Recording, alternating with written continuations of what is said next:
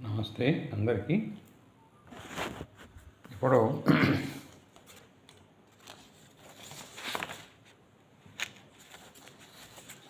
సర్వోన్నతమైన సుఖానికి మార్గము ఆధ్యాత్మిక యోగము అనే పుస్తకం బై కృష్ణ కృపామూర్తి శ్రీమద్ ఏసీ భక్తి వేదాంత స్వామి ప్రభుపాదులు, అంతర్జాతీయ కృష్ణ చైతన్య సంఘ సంస్థాపకాచార్యులు. ఈ భక్త వేదాంత బుక్ ట్రస్ట్ వారిది. ముందు దీని ఉపోద్ఘాతం చూస్తాం.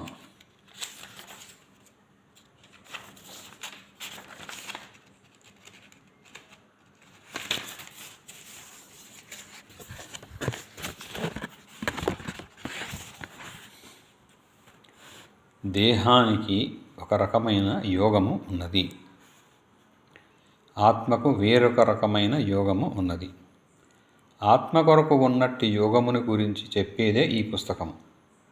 ఆ యోగమే భక్తి యోగమని పిలువబడుతుంది. అదే విశుద్ధ ప్రేమ భక్తి యోగం, మహోన్నత సుఖ యోగం. దేహానికి ఉన్నట్టి యోగము గురించి చాలామంది జనులకు తెలుసు. అది పత్రికల ముఖ చిత్రాలలో కనిపిస్తుంది. దాదాపుగా ప్రతి ఒక్కరికి దాని గురించి తెలిసే ఉంటుంది. కానీ ఆత్మ కొరకు ఉన్నట్టి యోగము చాలామందికి కొత్త విషయమే అవుతుంది. దానిని మీరు మీలోనే లోతుగా ఉన్నట్లు కనుగొంటారు. దేహానికి ఉన్నట్టి యోగములో దోషమేమీ లేదు. కానీ మీరు చర్మయోగానికి సిద్ధపడి ఉంటే ఆత్మ కొరకు ఉన్నట్టి ఆధ్యాత్మిక యోగము మీ కొరకు ఎదురు చూస్తోంది. నిజానికి అది చిరకాలంగా ఎదురు చూస్తోంది.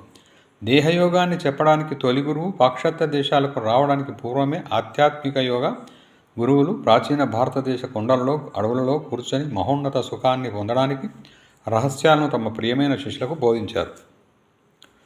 నిజంగా ఎరుకగలిగిన వారికి అదే మహోన్నత లక్ష్యము. కానీ అక్కడకు చేరుకోవడానికి దారి తెలియాలి. ఆ మార్గాన్ని తెలిసిన ఆధ్యాత్మిక యోగ గురువు నుండే మీరు దానిని తెలుసుకోగలుగుతారు. ఆ గురువులలో వృషభదేవుడు ఒకరు. దేవుడు అంటే భగవంతుడు. సాధారణ మానవునిలాగా కనిపించినప్పటికీ అతడు భగవంతుని రూపమే అయి ఉన్నాడు. అతనికి దివ్యశక్తులు ఉండేవి. అతడు కోట్లాది సంవత్సరాల క్రిందట జీవించాడు. బాహ్యానికి అతడు చక్రవర్తిలాగా కనిపించాడు. అంటే ఏ రకమైన భౌతిక సుఖాన్నైనా అనుభవించే అవకాశం అతనికి ఉండేది. కానీ ఆత్మ నిగ్రహానికి చక్కని ఉపమానాన్ని నెలకొల్పాలని అతడు దానిని పాటించాడు.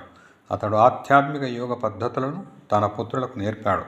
తర్వాత ఆ జ్ఞాన రహస్యాలు అంటే మహోన్నత సౌఖ్య పథం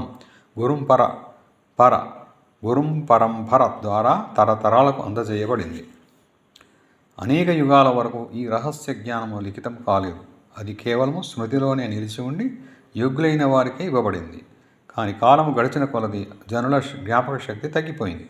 అందుకే దాదాపు 5000 సంవత్సరాల క్రిందట వ్యాసదేవుడు వృషభదేవుని బోధనలను శ్రీమద్ భాగవతములో లిఖించాడు. అయినా చాలా కాలం వరకు భారతదేశంలో అతి కొద్ది మంది మాత్రమే ఈ ఉపదేశాలను నేర్చుకున్నారు. తర్వాత 20వ శతాబ్దపు చివరలో నవీన యుగ మహాగురువు కృష్ణ కృపామూర్తి శ్రీమద్ ఏసీ భక్తి వేదాంత స్వామి ప్రభుపాదులు తమ గురుదేవుని ఆజ్ఞ మేరకు ఆధ్యాత్మిక యుగంపై వృషభదేవుని బోధనలను ఆంగ్లంలో రచించి పాశ్చాత్య దేశాలకు తెచ్చారు. ఆ విధంగా ఆయన మహోన్నత సౌఖ్య పథములోకి చేరడానికి మీకు అవకాశాన్ని కలిగించారు. మూల సంస్కృత భాషలో వృషభదేవుని ఉపదేశాలపై